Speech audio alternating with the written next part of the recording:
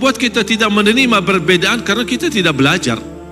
Kita hanya belajar satu pihak, membenarkan diri, merasa diri benar, yang lain sesat. Nah, ini bahaya.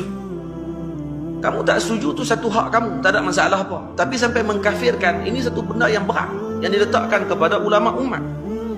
Hanya kerana kamu tak setuju dengan bacaan kamu tersebut, silakan, tak ada masalah. Dan kamu berhak untuk tidak bersetuju. Tapi mengkafirkan ulama Islam, ini berat. Mengeluarkan seorang alim, mengeluarkan orang biasa daripada Islam pun dah berat. Apatah lagi mengeluarkan alim daripada Islam. Apa faedah kamu boleh caci maki Al-Imam Jili? Apa faedah kamu boleh caci maki Al-Imam Ibnul Arabi? Apa faedah dia? Nah, kamu tak rasakah kamu nanti akan bahaya di depan Allah Ta'ala jika kamu keluarkan seorang daripada agama Allah Ta'ala hanya kerana kamu tak faham dengan bahasa dia?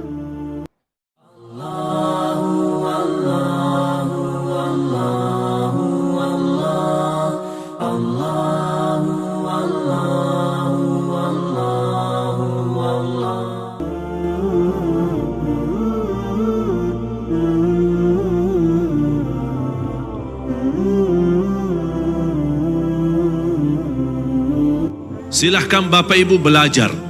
Siapapun yang datang ke tempat kita, tidak usah tahu latar belakangnya, tidak usah tahu dia tamat mana.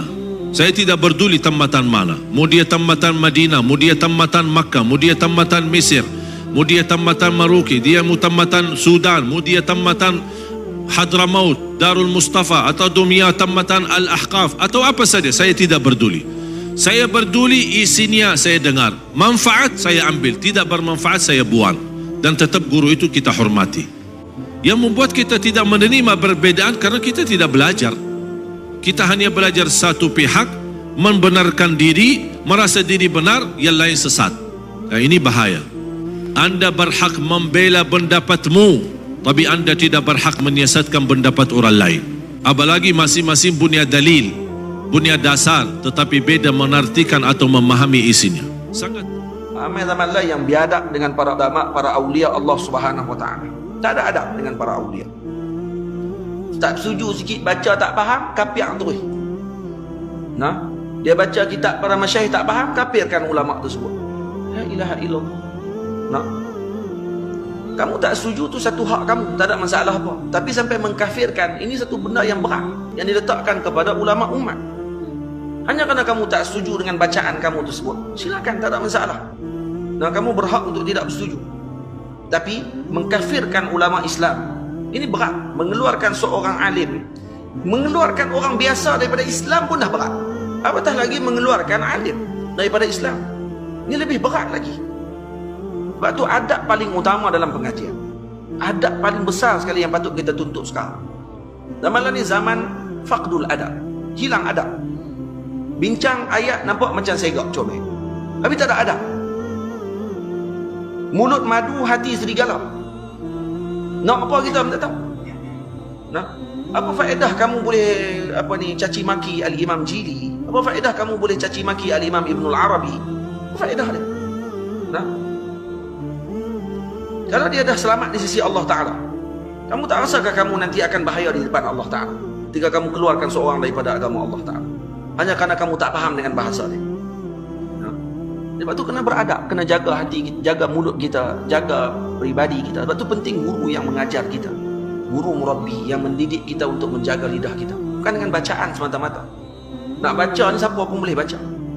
Nah, sebab tu yang kita jadi bimbang dengan fenomena zaman lah ni, fenomena bacaan yang banyak, yang luas. Kemudian luas dalam memberikan pandangan sampai tak ada had. Akhirnya Allah seolah-olah berkeahlian dalam semua bidang untuk nak bahas semua benda. Ajaib zaman lah. Nah, ajaib, zaman ajaib. Zaman ni Nabi dah sebut. Zaman ni disebut dan dipesan oleh para awliya Allah Subhanahu wa taala.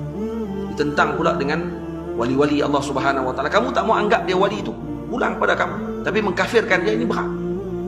Mengeluarkan dia daripada agama ni satu benda yang tidak boleh dimaafkan. Nampak tak? Ini yang berlaku kepada anak-anak muda kita sekarang. Anak-anak muda kita ni semangat dengan ilmu, alhamdulillah khair. Tapi sampai mengeluarkan ulama daripada agama, kamu tak setuju, tapi kat mulut macam dengan longkang. Apa pasal? Maki, caci, celah, kafirkan. Ini dah luar dah daripada perbincangan. Kamu boleh caci maki orang yang dah wafat, boleh lah. Cuba kalau dia hidup di depan kamu ni, kamu nak try tak? Caci maki dia depan dia. Boleh nak caci maki? Sembang senang lah.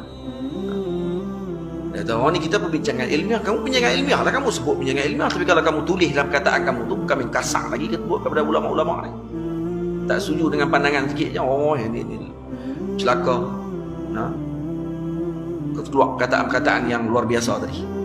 Ajaib kita. Nah, ini anak-anak muda yang bila hujung kita tengok sebenarnya tidak ada panduan. Tak ada guru murabbi, membimbing jiwa tak ada. Dia ingat guru ni hanya hadir ke kelas pengajian. Buka kitab akidah, habis 2-3 kitab akidah, saya mengaji dah. Saya dah tulis ahli sunnah wal jamaah. Dia terlupa ada bimbingan daripada guru dalam ahli sunnah wal jamaah. Dia ingat sanadnya riwayah saja. Dia ada sanad riwayah, dirayah dan tazkiyah.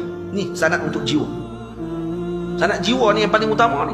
Nak bawa kita kepada Allah Ta'ala. Kadang-kadang ada orang terbang, dia tak turun dah. Terbang seorang-seorang, dia ingat dia kemah. Tak siapa dia nak tarik kita ke bawah ni? Guru kita yang bersambung dengan Rasulullah SAW.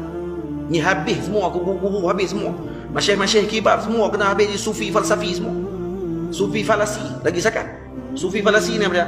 False sufi. Maksudnya orang yang tak betul. Sufi main-main dia, sufi bohong. Dia seorang yang betul.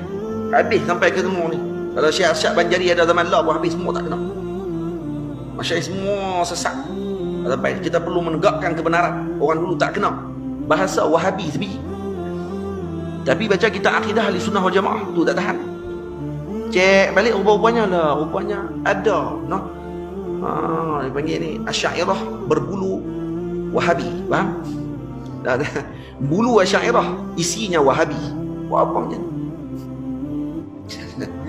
Itu kita kena hati-hati dengan fahaman yang macam tu. Duduk dengan para awliya Allah Ta'ala, zikir, selawat kepada Nabi SAW. InsyaAllah Allah Ta'ala akan selamatkan kita daripada bala akhir zaman ni.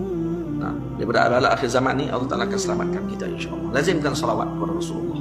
Hadir majlis para ulama, duduk mengaji akidah. Cakap ni duduk dengar orang duduk mengaji kalau Baqarah Al-Amani, orang duduk mengaji kitab Faridatul Faraid. Tak ada lagi sistem mengkafirkan orang ni. Dia ditelajak sikit lepas ni. Oh, dia macam seolah-olah macam bila dah mengaji kitab Imam Ghazali, dia baca kitab Imam Ghazali, dia tak tahu kata Imam Ghazali bila baca kitab dia. Kokoklah Imam Ghazali ajak orang untuk kafir ke orang. Tak, Imam Ghazali bukan macam tu. Ni tak. Baca kitab ulama kita, tapi jalan ambil kod lain. Baca kitab ulama kita, tapi perangai ambil ulama belah sana. Kok mana? Tak jadi macam tu. Lepas tu kena berakhlak, beradab dengan akabir.